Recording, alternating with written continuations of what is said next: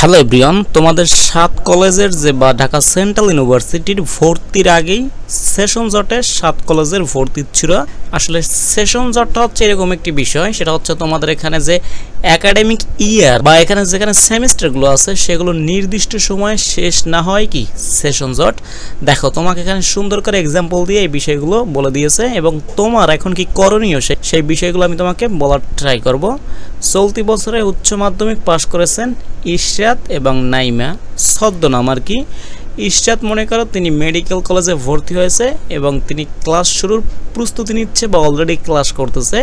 অন্যদিকে নাইমা তিনি কি 7 কলেজে ভর্তি আবেদনের অপেক্ষায় রয়েছে, যেটা এখন তোমাদের পরিস্থিতি। তোমরা কিন্তু অ্যাজ এ নাইমা হিসেবে নিজেদেরকে কল্পনা করতে পারো।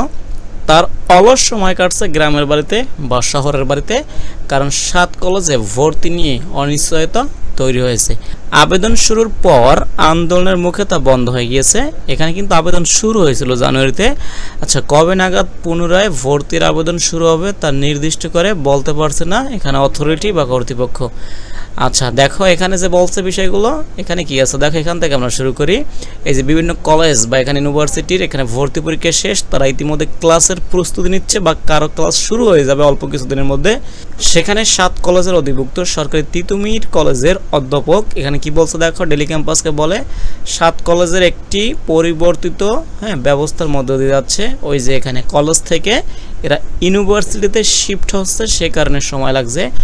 ভর্তি কার্যক্রম এখন পুরোপুরি স্থগিত রয়েছে। শিক্ষার্থীদের একটি সেশনই বাতিল হয়ে যাওয়ার উপক্রম হয়ে গিয়েছে। 7 কলেজের যে অধ্যক্ষ আছে, এখানে আরও 7টি কলেজ, সকল কলেজের অধ্যক্ষদের নিয়ে খুব দ্রুত সমস্যা নিয়ে আলোচনা করে এবং ভর্তি পরীক্ষা শুরুর ব্যবস্থা গ্রহণ করা হবে।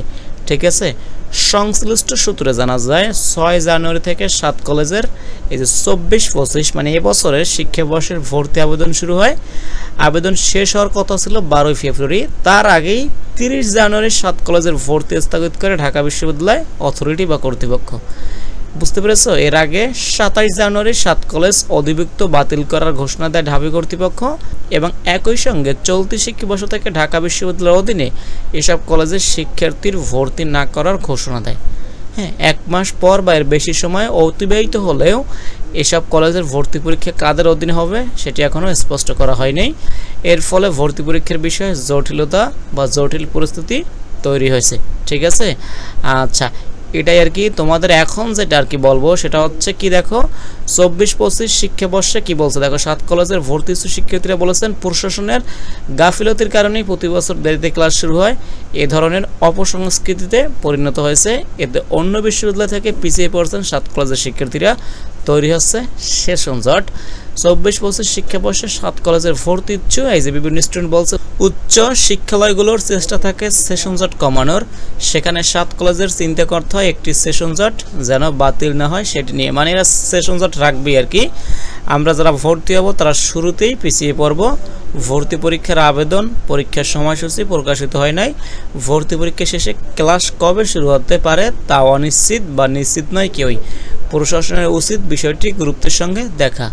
হ্যাঁ, এটাই আর কি বলছে। তো তোমরা কিন্তু এই বিষয়গুলো ফেস করতেছো, তো এখন বাস্তব পরিস্থিতি হচ্ছে তোমাদের পড়া উচিত, তোমাদের এখানে প্রশ্ন ব্যাংক সলভ করা উচিত। এখানে ঢাকা 7 কলেজের জন্য আমরা একটা ইংলিশ এখানে প্রশ্ন সমাধান এবং গুরুত্বপূর্ণ টপিক সমাধান কোর্স আছে, সেখানে চাইলে ভর্তি হয়ে তুমি ইংলিশ বিষয়টা এখানে কি করতে পারো, এখানে তুমি ভালো করে শিখে রাখতে পারো। এখনকার নেগেটিভ নাম্বার থাকবে, ইংলিশে ভালো করতে হবে, নাহলে তুমি চান্স পাবে না। এটাই আর কি আপডেট। Thank you all.